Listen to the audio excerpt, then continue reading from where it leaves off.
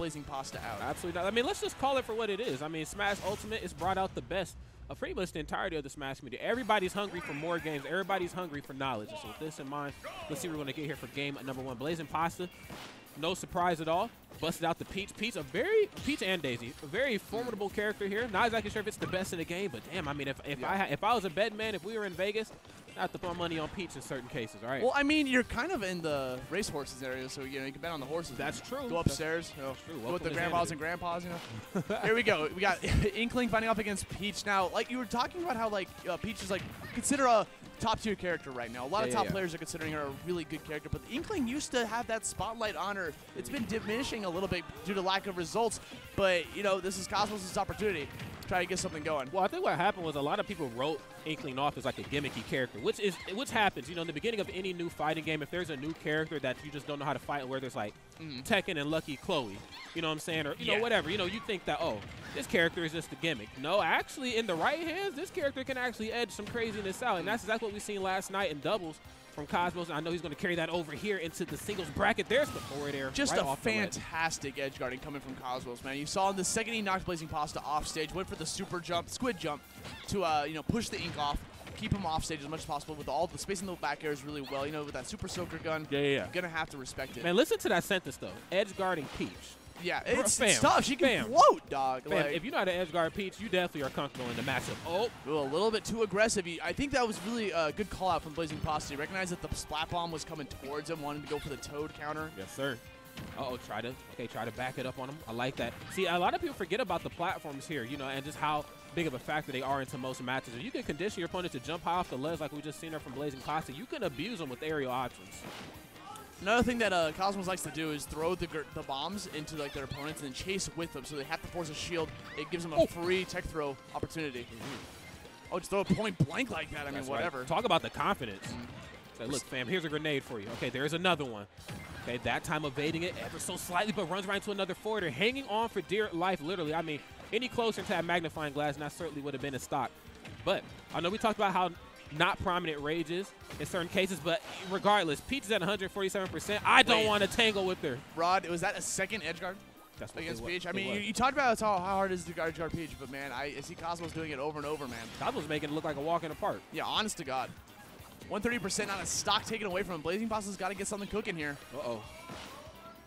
Potential edge guard opportunity. Trying to go for neutral. Super jump's kind of tricky to get. You know, like a 2-frame can be super hard, even if you throw out like a long-lasting move. It doesn't matter. Goes out that first stock, but he's got one hell of a hill to climb. Man, most definitely does, man. Cosmos sitting on a fresh 2 stocks right here, showing no signs of slowing down. But, you know, the same can be said for BlazingPasta. You know, just from what I've seen yesterday and the day before, how well he played, there's no doubt in my mind that even if he loses this game, he's coming back even better than ever in game number 2. But he has to get through this one first. And, man, so, you know, we talk about the long-range game that Inkling has and just like how, quote-unquote, gimmicky this character can be.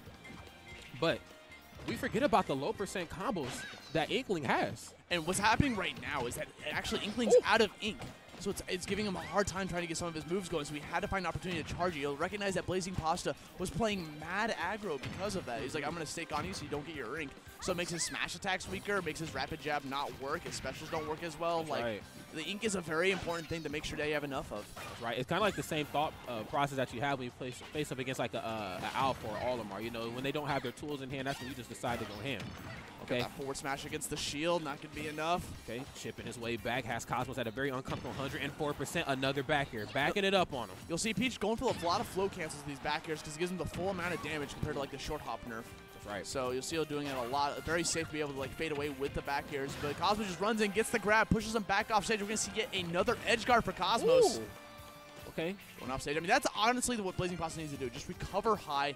Not much for Cosmos to try to do against it. Just take the hit and get back onto the stage safe and sound. Looking for the down tilt. Runs right up with the dash attack. Not exactly sure if it still has the same strength from Smash 4. Ooh, we had a grab break. Dash attack. Uh-oh. Now, this is potentially possible. If BlazingPasta manages to get some combos going, all he needs is one down tilt. It's possible, bro.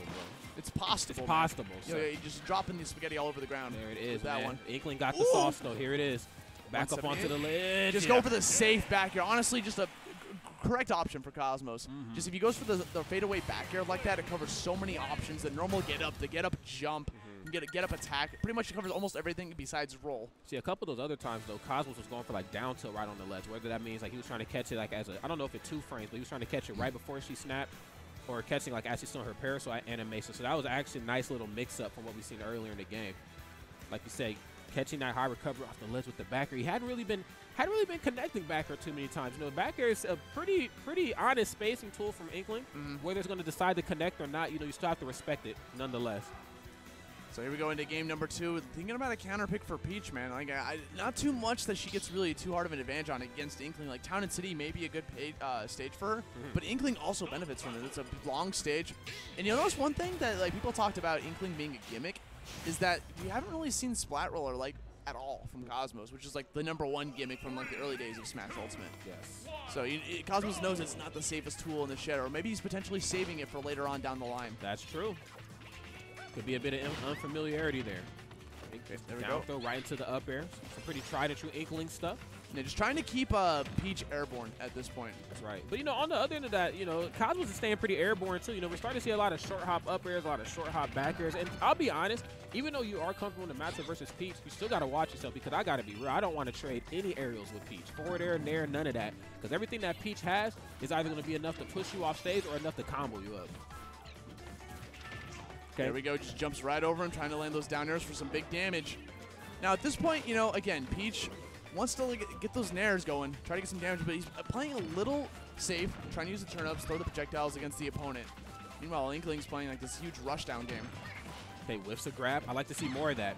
Try to force Inkling to overextend a grab. You know, that's where he gets Inkling gets a lot of its damage on very early into the match. And Peach does a phenomenal job at punishing overextension. You know, whether it's going to be back air or hell, sometimes it can even be something as simplistic as an up smash, depending on how you're positioned. You know, I respect Cosmos, you know, trying to just play this patient game. You know, doesn't want to get too into his face unless he sees an opening just like that. Sees the up tilt, managed to put a lot of ink on her, makes that defense down debuff strong. Charges up a little ink of his own. The platform's going away, so now he has to force to get back onto the stage. And this is a much different BlazingPasta. You know, that first game, he went kind of ham, you know, at all points in time. And that was something that kind of hurt him. But here, playing a bit more safe. Dash attack once more. Even though it doesn't quite get the stock, it's enough to put him in a bad position. Off stage, what are we about to turn it into? Oh, the fake out. Yeah, that was a fake out. Dude, if you go for that Peach Bomber on the shield, it's mad safe. Oh, we have a collision with the roller, not allowing it to ground Peach. Back though is going to be able to kill, and we have BlazingPasta with a lead for the first time. There it is, ladies and gentlemen. BlazingPasta finally in a good position here, but let's see how long he can hold on to it. Whiffs another grab. He's staying out of the range for grabs. I like that. Trying to dictate the pacing of this match on his own. Okay. Dashing back and forth, looking for this opening again, but BlazingPasta playing super defensive now. I mean, he has the lead, so might as well. Woo. No need to get antsy. Okay, crosses him up. Good stuff. You notice that Cosmos does a lot of these double jumps too, just trying to like, doesn't want to like get predictable when he's gonna land. So that BlazingPasta can try to get the. Oh my God! Okay, man, I thought that he was actually gonna go for one back here, then try to get back to the ledge as quickly as possible. He said, "Nah, dog, I got a couple he's gonna more." Smack him with that Super Soaker, dog. All right, here we go. Okay, you got a bit of an aerial battle there. I like that little trade. You know, he punished his up air with the down air of his own. Okay. Can't whiff too many grabs. I do like the ledge pressure. You know, I don't think BlazingPasta is as comfortable playing off stage, especially after how he lost that first stock. You know, I know it could be something fish out of water for a lot of Peaches or just characters that do very well off stage to get hit with that much pressure. It kind of throws things off for you. Here we go. Cosmos running in, gets the turn up.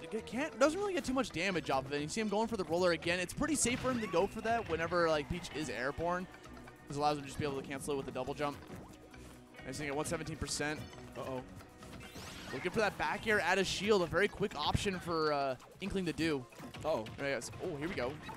Throw back air. Okay. Big damage. Over the flow cancel, just trying to go for the retreating forward air. Gets the read on the get up with a slightly charged up smash.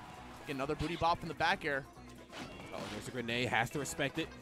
Interesting enough, you know, it ends up actually staying in between the grenade and Inkling. That's a pretty risky area to be in. Okay, goes a little bit too low. And that was almost Cosmos' stock right there, man. It had he got back to the stage just a little quicker, that dare would have been enough. Oh, BlazingPasta was having a show on that stage, not allowing Cosmos to touch home base except for that little whiff side B. That Peach Bomber was incredibly important for him to land. That's right. Being at 144, 137. Even though he's not quite finding the connections that he needs, I do like the positioning, and I'm seeing from BlazingPasta, but not this time again. Just more drop off, down there. How does he just knows. He literally just knows. He's gambling, dude. He's like, okay, you're going to recover low this time. Oh, my God. Again, that's another opportunity that Cosmos throwing a bomb towards Peach. BlazingPasta just immediately goes for the counter because he recognizes that the hitbox is going to activate, and he knows that Cosmos wants to follow up the shield pressure. So, bada bing, takes some spores. Didn't die for it, though. Still sitting at 153%. And he is just rocking and rolling here, moving and grooving his way into a 2-0 victory, man. BlazingPasta really struggling here to stop the bleeding, but right as I say that, though, 65% might not be the position that he wants to be in, but sometimes you just got to play with the cards you're dealt. Yeah, Cosmos committed to that rapid jab, and it just it was such a long-lasting move that it gave BlazingPasta pretty much freedom to what move he wanted to pick. Right. Against some more flow cancels. The splat roller not being that great of a tool. Oh, wait a second. I'm going to shut my mouth real quick. He actually he landed it finally. Like, gets the up smash afterwards. Not enough to get the kill just yet. 134%. I love it. There's another forward throw. Obviously not the strongest of the Inkling throws, but at least enough to push you off stage. Yeah, more ring is going to be like 50% defense down. Have to let that wear off. All right. A lot of defensive options here. BlazingPasta's kind of flipped the script here. Oh, you see the fake outs? Oh, he is shook. So I don't know how I want to come back onto the How stage. is he going to respond? Goes for the down air for damage. Try to get the follow-up with the forward air, but great DI coming from Cosmos, being able to escape the situation. Off stage again. Uh-oh. Back air pressure. Oh, wait a minute. Back air. Oh, off the mark. Okay. He wants that back air so badly. But he doesn't have as much.